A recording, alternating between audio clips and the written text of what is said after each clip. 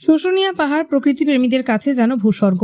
সবুজ প্রকৃতির শান্ত পরিবেশের টানে সারা বছর দূরদূরান্তের মানুষ ভিড় জমান এই পাহাড়ের কোলে। সবুজ প্রকৃতির মাঝে দুদিনের বিশেষ কর্মশালার জন্য শুশুনিয়া পাহাড়কে বেছে নিল বাঁকুড়ার ছবি আঁকার সংগঠন আটচালা। 20 জন অঙ্কন শিল্পীকে নিয়ে হয় জল রঙের এই কর্মশালা। শুশুনিয়া পাহাড় সংলগ্ন এলাকায় ঘুরে ঘুরে বিভিন্ন জায়গায় প্রকৃতির ছবি আঁকে শিল্পীরা।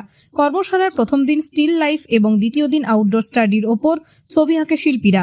এই কর্মসূচিতে প্রশিক্ষক হিসেবে ছিলেন বিশিষ্ট অঙ্কন শিক্ষক ও ধৌলি আর্ট কলেজের গেস্ট লেকচারার সারফুদ্দিন আহমেদ এবং তাসমিনা আহমেদ। বাঁকুড়া আটচালার সম্পাদক সরিত সাগর মহান্তি বলেন, বাঁকুড়া শিল্প প্রসিদ্ধ জায়গা। রামকিঙ্কর বেইজ, যামিনী রায়ের মতো স্বনামধন্য চিত্রশিল্পীদের পীঠস্থান। ওনাদের পরবর্তী প্রজন্ম যাতে পড়াশোনার পাশাপাশি এই ছবি আঁকার পথটা বেছে নিতে পারে, সেটাকে মাথায় রেখেই আমাদের এই কর্মশালা। এই দুদিনব্যাপী কর্মশালায় আমরা অনেক কিছু শেখার সুযোগ পেয়েছি। আমি একজন শিক্ষার্থী হিসেবে এখানে যুক্ত হয়েছিলাম। এখানে সৈফুদ্দিন স্যার বলে একজন স্যার এসেছিলেন, যিনি কলকাতা থেকে এসেছিলেন। উনি আমাদেরকে দুদিনব্যাপী অনেক কিছু শিখিয়েছেন। প্রথম দিন পার্সপেক্টিভের উপর কাজ শিখিয়েছেন, স্টিল লাইফ, এবং তারপর আজকে হয়েছে ওয়াটার কালার ডেমো এবং আউটডোর স্টাডি, যেখানে আমরা রঙের ডেপথ এবং ওয়াটার কালার কীভাবে করে ইত্যাদি অনেক কিছু জানতে পেরেছি। আমি শুটিং করে লালবাজার, বাঁকুড়া। এখানে কর্মশালাতে খুবই ভালো লাগলো।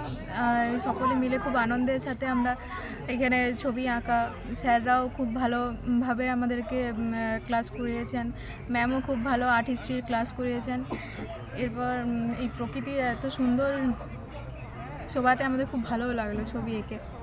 এই ধরনের তো কর্মশালা হয় না বিশেষ করে। হ্যাঁ, এই ধরনের কর্মশালা হয় না। এই আমাদের স্যারদের উদ্যোগে এই কর্মশালা শুরু হয়েছে। আগেও আমরা করেছি এইরকম, এটা দ্বিতীয়বার আমরা অংশগ্রহণ করলাম। এটা আমাদের খুব ভালো লাগলো। আর সকলকে আরও আগ্রহের সাথে বলবো যে এই কর্মশালায় যোগ দিতে। আমি চেষ্টা করেছি, মানে বাচ্চাগুলো যারা যায় আর কি, আউটডোরে গিয়ে খেই হারিয়ে ফেলে যে কে কোনটা আঁকবো, কোনটা ছাড়বো, কোনটা রাখবো। তো সেটাকে বোঝানোর চেষ্টা করেছি। মানে কম্পোজিশনটাকে আমি বুঝিয়েছি, মানে কম্পোজিশন কী, সাবজেক্ট কোনটা, অবজেক্ট কোনটা, ব্যালেন্স করতে হবে কীভাবে, সেটাকে বোঝানোর চেষ্টা করেছি। কালকের থেকে দেখলাম আজকে ওরা অনেকটা বেটার কাজ করেছে। কালকে আমরা স্টিল লাইফ টাইপে করেছিলাম, ফুল স্টাডি করেছি এবং পোর্ট্রেট স্টাডিটা দেখিয়েছি। আজকে আমরা ডাইরেক্ট ওয়াটার কালার দেখিয়েছি। একদম আমরা গিয়েছিলাম একটু দূরে আর কি, যেখান থেকে পাহাড়টা পুরোটা দেখা যাচ্ছে। তো সেই পাহাড় সঙ্গে আমরা ওখানে যে কিছু পলাশ গাছ দেখেছি, পলাশ গাছটাকে সাবজেক্ট করে আর খেজুর গাছটাকে অবজেক্ট, পাহাড়টাকে অবজেক্ট করে আমরা সেটাকে ব্যালেন্স করেছি এবং এখানে সেই কাজগুলো এখানে ওরা ডিসপ্লে করেছে। আমি ওদের কথায় যেটুকু ইন্টারভিউ নিয়ে দেখতে বলে এরা বলছে আর কি প্রত্যেকে যে এইভাবে তো আমাদের কেউ বলেনি।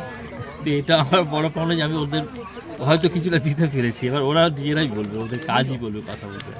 কর্মশালাটা শুধু এই মানে একটা নির্দিষ্ট জায়গায় না, মানে আমার মনে হয় আরও গ্রামের ভিতরে ঢুকে গিয়ে তাহলে এই কর্মশালাগুলো করা হয় যদি, সঙ্গে সচেতনতা বাড়ানো আর কি, যে ছবি আঁকলে কী হয়, ছবি আঁকবে কেন, ছবি আঁকলে মানে সমাজের কী হয়। তো এইগুলো আরও বৃদ্ধি পাবে আর কি। যে এখন যে বিশ্ব শুধু মারামারি, কাটাকাটি, হানাহানি, ধ্বংস, মানে সব মানুষ কেমন যেন বিকৃতি মস্তিষ্কের হয়ে গেছে।